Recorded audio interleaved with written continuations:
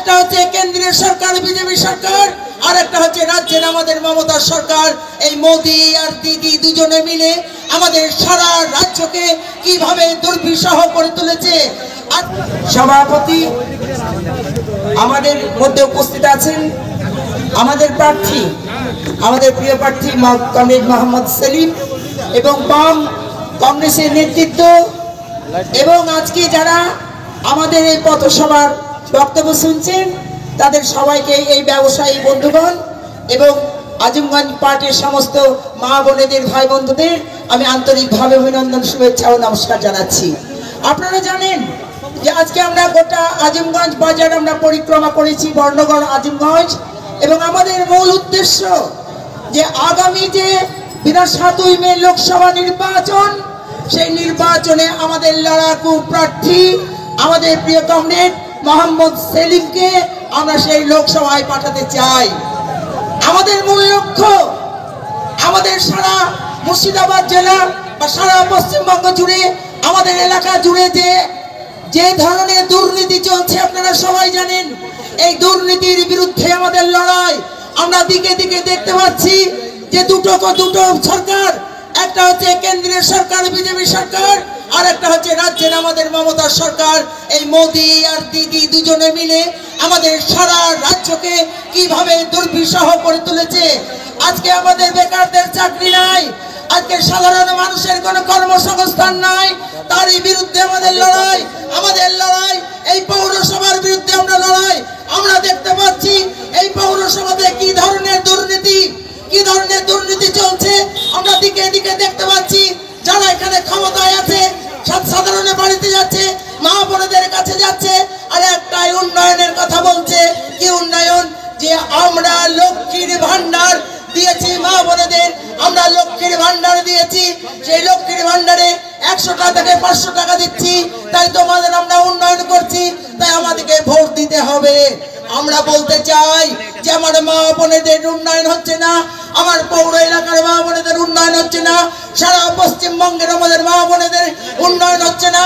উন্নয়ন হচ্ছে কাদের? আখের তৈরি হচ্ছে কাদের? যারা তৃণমূল সরকার আছে, যাদের সান্ডা গন্ডা, যারা বাহিনী আছে, তাদের উন্নয়ন। আজকে সারা পৌরসভা দেখুন, সারা মুকুন্দবাবু অঞ্চল দেখুন, আজকে কাদের উন্নয়ন? সাধারণ মানুষের উন্নয়ন নাই। এইখানে যারা পৌরসভায় যারা ব্যবসায়ী বন্ধু, আপনারা বলতে পারবেন আপনাদের কোনো উন্নয়ন হচ্ছে না। তাই আমরা চাই, দেখবেন সারা রাজ্য মোদি আর দিদি খেপে গিয়েছে। আমরা দেখতে পাচ্ছি, আমরা যখন বলছি আমাদের বাম কংগ্রেসের আমাদের 2 লিডার আছেন, আমাদের অধীর রঞ্জন চৌধুরী আছেন, আমাদের মোহাম্মদ সেলিম আছেন। আমরা জানি আমরা যদি এই 2 লিডারকে আমরা কেন্দ্রে পাঠাতে পারি, সারা পশ্চিমবঙ্গের, সারা ভারতবর্ষের এই চিত্রকে আমরা পরিবর্তন করে দিতে চাই। তার জন্য তাদের ঘুম চলে গেছে।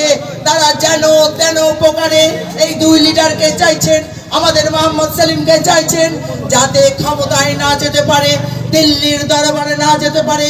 দিল্লির দরবারে গিয়ে যাতে সাধারণ মানুষের কথা, খেটে খাওয়া মানুষের কথা, ওই যারা বেকার যুবক সমাজ আছেন, বেকার যারা শিক্ষিত আছেন, তাদের কথা যাতে না বলতে পারে, তার জন্য এই লড়াই। তার জন্যই তারা উঠে পেরে লেগেছেন। আর আমরা সাধারণ মানুষের উন্নয়নের জন্য, খেটে খাওয়া মানুষের জন্য উন্নয়নের জন্য, সংখ্যালঘু মানুষের উন্নয়নের জন্য এই মোহাম্মদ সেলিমকে আমরা কেন্দ্রে পাঠাতে চাই। তাই আমি আমার সংক্ষিপ্ত বক্তব্যের মধ্যে দিয়ে বলতে চাই যে আমাদের যে প্রার্থী, আমাদের জানেন যে আমাদের সততা, আমরা বলি আপনারা যখন বলেন সততার প্রতীক না, আপনারা হচ্ছেন সততার প্রতীক না।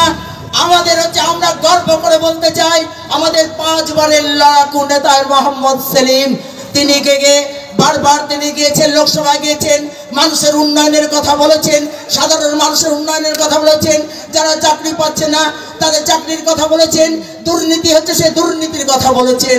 তাই আমি আপনাদের কাছে অনুরোধ করব যে আপনারা সবাই মিলে, সবাই এই আজিমগঞ্জ পৌরসভাবাসী আমাদের যারা বক্তব্য শুনছেন, আপনারা উজাড় করে এই দুর্নীতি সরকারকে উচ্ছেদ করে আপনারা দুহাত তুলে ভোট দিবেন, যাতে আমরা মোহাম্মদ সেলিমকে আমরা কেন্দ্রে পাঠাতে পারি।